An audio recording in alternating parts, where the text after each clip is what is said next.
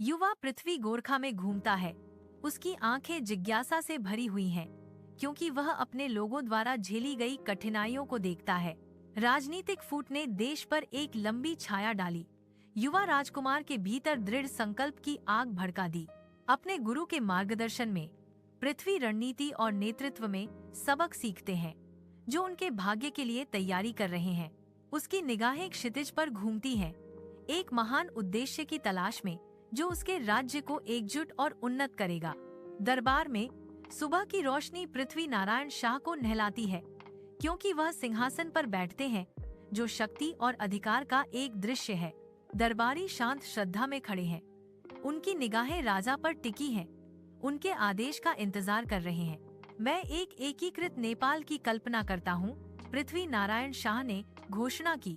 उनकी आवाज दृढ़ संकल्प से गूंज रही थी। वह कहते हैं, एक मजबूत और समृद्ध राष्ट्र। उनके शब्द आशा का भविष्य चित्रित करते हैं। हमारे मार्ग में कूटनीति और युद्ध दोनों की आवश्यकता होगी। राजा चेतावनी देते हैं, उनका भाव गंभीर हो जाता है। हमें चालाक और दृढ़ रहना चाहिए। पृथ्वी नारायण शाह निष्कर्ष निकालते हैं, उनकी आंखें चौकस दरबारियों को देख रही हैं। काठमांडू घाटी के विशाल आकाश के नीचे पृथ्वी नारायण शाह की सेना आगे बढ़ती है।